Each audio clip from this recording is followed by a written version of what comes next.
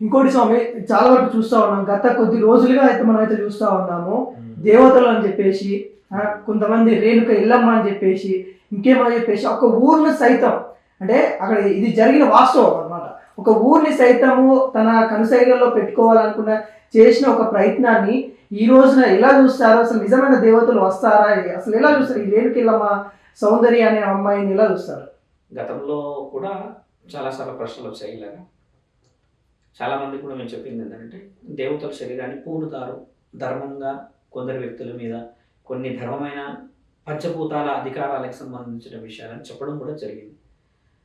మీరు అనుకున్నట్టుగా గత సంవత్సరం నుంచి గమనించి చూస్తే ఒక 8-9 మంది యుక్త వయసులో ఉన్న వాళ్ళు కనబడ్డారు. 40 సంవత్సరాలు 50 సంవత్సరాలు ఉన్న వాళ్ళందరూ వేరు. కొంతమంది బోనం ఎత్తుతారు, ఆహా ఎంత ముచ్చటగా, అది గోల్కొండ ఎక్కేస్తారు స్వామి, 500-600 మెట్లు. ఎంత భక్తి అది, ఎంత తారాస్థితి అది, ఎంత మళ్ళీ కొంతమంది ముఖాలతో ఎక్కేస్తారు. కొంతమంది 2 కిలోమీటర్లు 3 కిలోమీటర్లు ఆడుతూనే వస్తారే. ఇప్పుడు బల్కంపేటలో మన అర్ధనారీశ్వరుడు బోనం చూస్తే కన్నుల పడాలి. ఎక్కడ వీళ్ళు ఆడవాళ్ళ లేకపోతే దేవతల, అసలు ఎక్కడి నుంచి వచ్చారు వీళ్ళు అన్న పడదు. వీళ్ళందరికీ మనం హ్యూజ్ రెస్పెక్ట్ చేయాలి ఫస్ట్.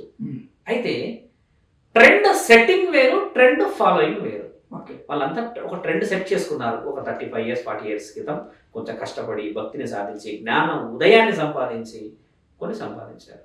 ఇప్పుడున్న వాళ్ళకి ట్రెండ్ ఫాలో కండిరా అని అంటే ట్రెండ్ సెట్ అయ్యే అవకాశం ఎలా వచ్చింది? భక్తికి ఏమైనా ట్రెండ్ ఫాలోయింగ్ ట్రెండ్ సెట్ ఉంటుందని మీరు అనవచ్చు.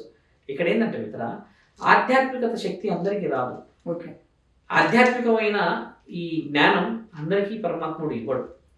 పురాణాలు, ఇతిహాసాలు, తలప్రతాలు, తల గ్రంథాలు, గ్రామ దేవతలు, ఎల్లమ్మలు, కోచమ్మలు, ముత్యాలమ్మలు, కట్టమేసమ్మలు, పెద్దమ్మ తల్లిలు, ఇలా కొందరు దేవతలు ఉన్నారు, ఉపాలమ్మలు అందరూ ఉన్నారు.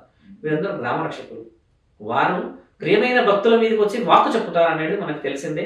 రంగం ఎక్కిస్తారు వాళ్ళని, ఒక గుడికి సంబంధించిన వాతావరణంలో పచ్చకుండా ఇదంతా వాస్తవికంగా జరుగుతున్నది. రంగం మీదకి రావడం నేను చెప్తాను. భక్తులు తారాస్థితి అని చెప్పింది మీకు, అది బాగా పెట్టుకోండి. కొన్ని వాళ్ళు ఏం చేస్తారంటే అమృత వాక్కులు పలికినప్పుడు ధర్మం గెలుస్తుందని చెప్తే అక్కడ జరిగింది. ఇప్పుడు దేవత కూడా ఒక వ్యక్తి ద్వారా మంచి పని చేయించాలని చూస్తారు.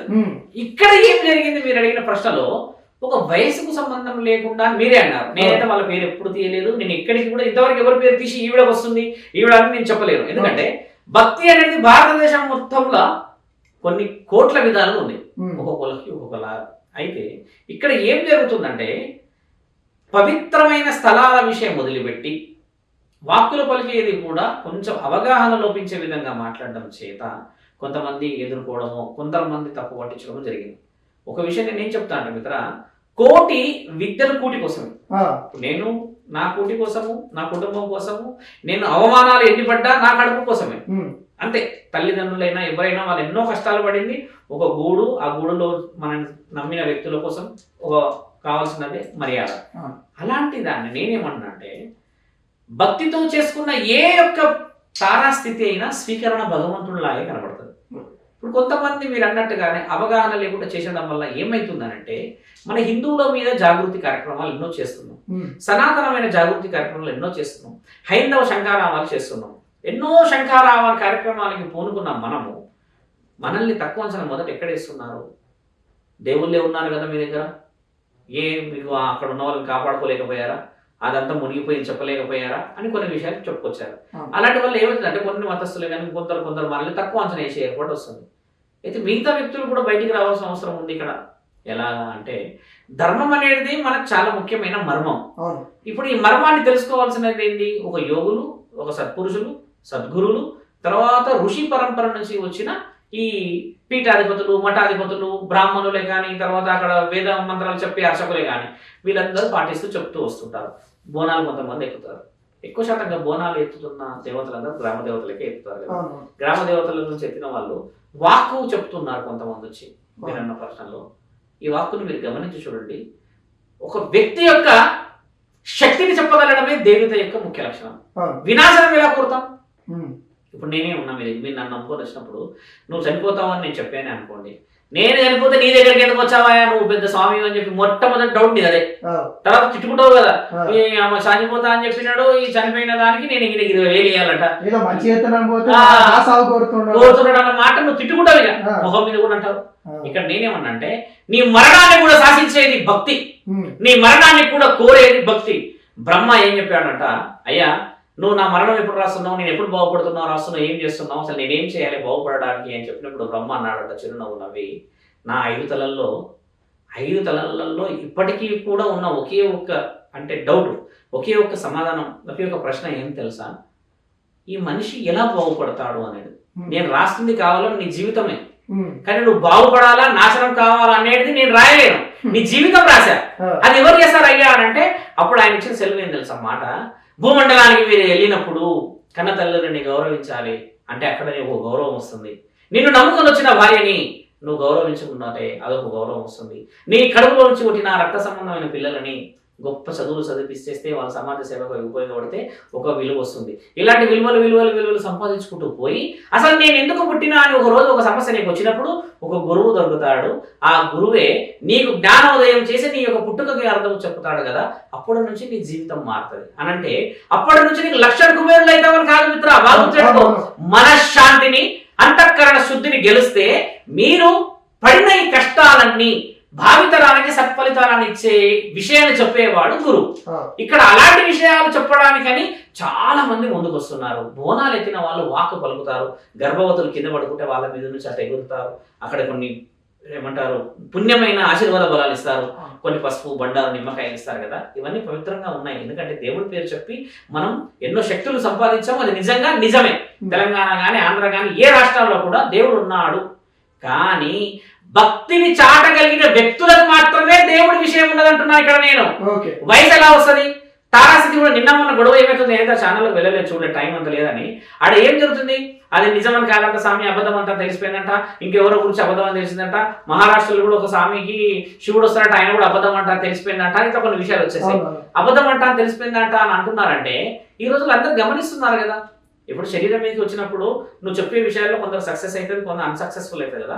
అన్సక్సెస్ఫుల్ అందరూ బ్లేమ్ చేస్తారు, కానీ అసలైన సక్సెస్ ఏం తెలుసా మిత్ర, నీ స్థితి నీ మనశ్శక్తికి తెలుసు కదా. ఈ మనస్సాక్షిని గెలవలేని మనం అందరము ఇంక ఏం గెలుస్తాం. కొంతమంది చెప్పారు మీరు అన్నట్టు భక్తిలో ఉన్నారు, బోనాలు ఎత్తుతున్నారు అని, వాళ్ళకి ఇది వర్తించదు, వాళ్ళ లైన్ వేరు వీళ్ళ లైన్ వేరు మిత్ర. ఇంకోటి సమయం నేను క్లియర్ కట్ గా చూస్తా ఉన్నాను, గత కొద్ది రోజులుగా ఆమె వీడియోలు అన్ని చూస్తా ఉన్నాను, అబ్జర్వ్ చేస్తా ఉన్నాను. ఆమె కూడా ఒక గురువు ఉన్నాడు, ఆమె గురువు కూడా పేరు చెప్పడానికి ఆమె సందేహపడతా ఉంది. ఇంకోటి ఏంటంటే ఆమె చేసిన కార్యక్రమాల వల్ల అంటే డైరెక్ట్ గా ఇండైరెక్ట్ గా వాళ్ళ ఊర్లో కొన్ని మరణాలు జరిగినాయి. ఈమె చెప్పడం వల్లనే ఆ మరణాలు జరిగినాయని కూడా ఆ ఊరిలో అంతా ఆందోళన ఇంకా భయం అయిపోతా ఉన్నారు. ఎలా చూస్తారు ఇవన్నీ? ఇక్కడ బాగా మంచి పాయింట్ చేశారు. ఇప్పుడు ఆ బిడ్డ ఎక్కడుందనేది మనకి తెలియదు, డీటెయిల్స్ కూడా తెలుసుకోలేదు. మరణం ఒక దరిద్రం లేదు, ఒక సందర్భం, భవిష్యత్ ప్రణాళిక. ఇది పరమాత్ముని ఆధీనం. ఒక వాక్కు పలికి జాగ్రత్త పడాల్సిన సమయంలో అజాగ్రత్తగా జరగడం చేత నీవే అని వదులుతున్నారు. అట్లా ఆ అమ్మాయి చెప్పకుండా ఇదే సమయానికి మరణించాలి అనుకోండి, అప్పుడు ఎవరిని బ్లేమ్ చేస్తారు మిత్ర? దేవుణ్ణి కదా. కాబట్టి శరీరం మీదకి నీకు ఈ విధంగా ఉన్నది, ఈ విధంగా చెప్పావంటే మరి దేవుణ్ణి బ్లేమ్ చేసే సమయం వచ్చినప్పుడు దేవుడు ఏం చేయగలడంటే ఆ బ్లేమింగ్ని రానియకుండా పంచభూతాలకు వదిలేసే ప్రక్రియ. ఒకవేళ దేవుడు మీరు అన్నట్టుగానే శరీరం మీదకి వచ్చి ఆ అమ్మాయి చెప్పిందో లేకపోతే ఏదో చేసిందని అంటున్నారు కదా, ఇలా వాస్తవాలు ఇంకా బయటికి రావాలి. ఇందులో గుడుకుటనం జరుగుతుంది. ఆ అమ్మాయి ఇన్నోసెంటా లేకపోతే ఆ అమ్మాయి బాగా యారగెంటా అగ్రెసివ్ అనేది పక్కన పెడితే షీఈస్ ఎ లేడీ. ఒక చిన్న అమ్మాయి, ఒక చిన్న వయసులో ఉన్న బిడ్డని మనం ఏ విధంగా కాపాడాలి? గురువు పేరు కూడా చెప్పండి. గురువు పేరు చెప్పిన కదా, మొదట ఆ గురువు ఎవరు పట్టుకురావాలి శంకర? చెప్పట్లేదు అనేది కాదు, ఉంటారు ఎవరో ఒకరు మానిటరింగ్ ఉంటది. గురువు లేని బిడ్డ బుద్ధి మీద ఆ గురువు ఎవరో పిలుచుకొచ్చి అడగాల్సిన అవసరం ఉంది. ఇప్పుడు మీడియా వాళ్ళు కూడా మీరు చేయాల్సింది అదే. ఏమరా నాయన, ఏ విధమైన గురువు నీవు? అమ్మకు శుభం తెలియని ఒక ఆడబిడ్డని ఈ విధముగా చేసి సమాజంలో ఈ విధమైన స్థితి తెస్తే మరి నీకు నీ గురువు అవ్వడు అసలు. నువ్వు ఒక గురువు అన్నావు కదా, నీ గురువు అవ్వరు. నువ్వు ఎలా చేసుకొచ్చావు? ఇదేనా నువ్వు చేస్తున్నది? ఇదేనా నీ భక్తి? ఇదేనా నీకు నేర్పిస్తున్నా ఈ తారాస్థితి అని చెప్పి నేర్పించి ఆ ప్రశ్నలు వేయాలి. ఇప్పుడు ఈవెన్ ఏం చేస్తున్నాం మనం? చాలా మందికి ఛానల్ వల్ల కూడా మనం చెప్పేది ఏంటంటే, అరే ఎవ్రీబడి ఫోకసింగ్ ఆవిడ ఆవిడ ఆవిడ. ఆ అమ్మాయికి మనస్సాక్షి ఇబ్బంది పడుతుంది, కొంచెం భయం పడుతుంది, చిన్న వయసు రాలే. అదే అనుభవాల దగ్గర వెళ్దామని అనుకుందాం, 40-30 ఆల్రెడీ కొన్ని బోనాలు ఎత్తి కొన్ని గొప్ప కార్యక్రమాలు కొన్ని గుడులు చేసి వాళ్ళ ఇళ్ళ దగ్గరికి వెళ్ళలేమే. ఎందుకు వెళ్ళలేమంటే వాళ్ళు మాట్లాడి అన్ని అవగాహనతో అన్ని తెలిసి దైవ కార్యక్రమాల గురించి మాట్లాడగలుగుతారు. ఆ. ఈవిడ గురించి అలా చేయడం, ఫోకస్ చేయడం వల్ల ఆవిడ మానసికంగా మనం ఒక విధంగా బ్లాక్మెయిల్ అవుతుంది ఆ అమ్మాయి. ఆ గురువు అనేవాడు తప్పించేసుకున్నాడు, లేడు లైన్ లో. ఈ అమ్మాయి ఏమో ఇప్పుడు మధ్యలో ఇరికిపోయింది. ఇప్పుడు ఇటు జంపు చేయలేదు, అటు జంపు చేయలేక ఛానల్లో ఫోన్లు ఐఎమ్ కమింగ్ టు యూ ఒకడు పోయి ఈ విధంగా ఇంకొకరు అంటే మనకు హక్కు ఉంది లేదని కాదు, కానీ కొంచెం హక్కు కంటే ముందు బాధ్యత కూడా ఉంది మిత్ర.